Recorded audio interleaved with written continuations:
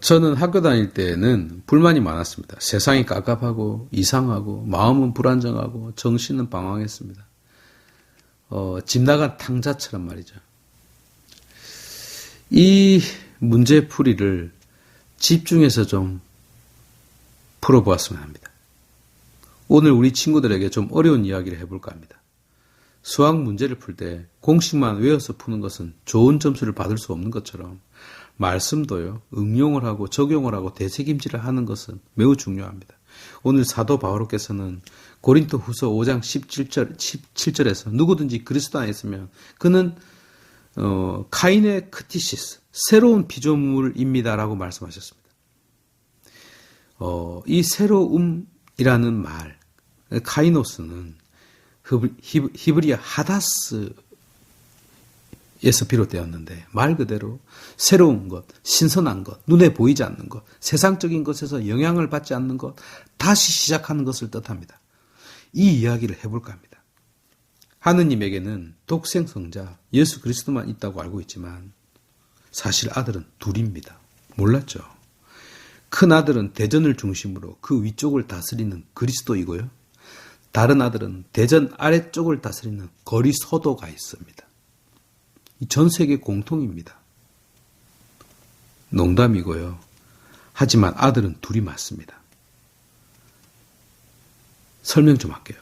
처음 12제자는 육신을 지닌 지상의 예수님과 함께 살았습니다. 그런데 바오로는 우리가 세례를 통하여 그리스도의 몸의 지체가 되었다라고 가르칩니다. 지상 생활뿐 아니라 부활한 후에도 여전히 우리는 그리스도와 결합되어 있어요.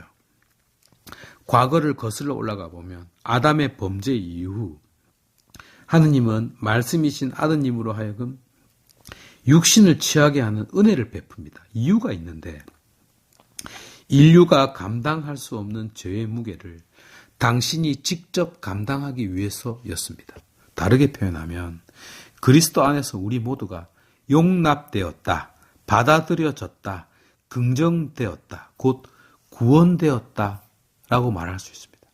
이제 이 모습을 현미경으로 확대해서 보면 그리스도는 완벽한 인간의 육신을 취한 것이 아니라 완벽한 그리스도께서 범죄한 육신을 취했습니다. 그러나 범죄한 육을 취해서도 당신은 죄가 없습니다. 이때 어떤 일이 일어났느냐 하면 그리스도가 스며들어간 모든 육신이 곧 범죄한 육신이 받아들여졌습니다. 용납이 되었습니다. 긍정이 되었습니다. 왜냐? 그리스도 당신이 이 모든 것을 감당하기 시작했기 때문입니다. 우리 눈에는 저 십자가를 짊어진 것처럼 보이지만 사실상은 육신 안에서 육의 모든 죄를 감당했습니다. 이사야서 53장 3절에서 5절은 사람들에게 멸시받고 배척당한 그는 고통의 사람, 병고에 익숙한 이였다. 남들이 그를 보고 얼굴을 가릴 만큼 그는 멸시만 받았으며 우리도 그를 대수롭지 않게 여겼다. 그렇지만 그는 우리의 병고를 메고 갔으며 우리의 고통을 짊어졌다. 그런데 우리는 그를 벌받은 자, 하느님께 매맞은 자, 천대받은 자로 여겼다. 그러나 그가 찔린 것은 우리의 악행 때문이고 그가 으스러진 것은 우리의 죄악 때문이다. 우리의 평화를 위하여 그가 징벌을 받았고 그의 상처로 우리는 나았다. 라고 서술했습니다. 그리스도는 우리의 죄를 감당했습니다. 짊어졌습니다. 이유는 우리의 범죄한 육신이 그리스도 안에서 받아들여졌기 때문입니다. 그래서 하느님의 아들이 둘이라는 것입니다. 하나는 당신 자신이고 다른 하나는 카인의 크티시스, 새로운 피조물입니다. 덧붙이자면 아담 안에서 전 인류가 타락했어요. 그런데 두 번째 아담이자 마지막 아담인 그리스도 안에서 전 인류가 새롭게 창조되었습니다. 그리스도께서 우리의 모든 죄를 감당하시는 바람에 우리는 감옥 안에서 자유를 얻은 자가 되었습니다. 더 이상 죄수 번호를 달고 있는 죄인이 아닙니다. 대가를 다 치루었고 빚은 청산되었고 명예도 회복되었습니다. 그리스도께서 취하신 육신 안에서 말입니다. 바로 이것이 그리스도께서 인카르나시오, 육화한 이유입니다. 때문에 우리의 육신은 그리스도의 육신과 함께 십자가에 매달려 죽었습니다. 범죄한 인간의 육체와 본성이 그 죄와 더불어 죽었습니다. 그러나 그리스도께서는 썩지 않은 영광스러운 몸으로 죽음에서 다시 일어났습니다.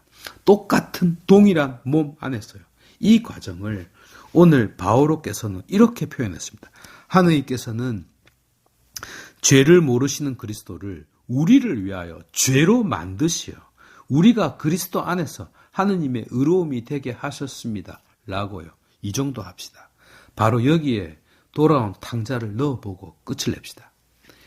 아버지는 전적으로, 전자 들어간 것 중에 안 좋은 것이 없는데 전적으로 싸가지 둘째 아들의 모든 것을 감당합니다.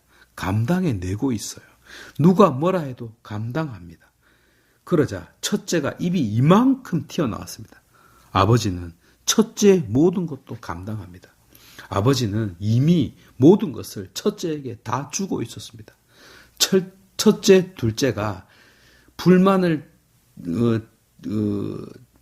터뜨리고 자기 식대로 살고 있었지만 아버지는 자식의 모든 것을 감당하고 있습니다. 이로써 탕자뿐 아니라 첫째 아들, 아니 집안의 모든 하인들과 이를 지켜보는 우리들까지 전부 카인의 크티시스, 새로운 피조물로 창조되고 있습니다.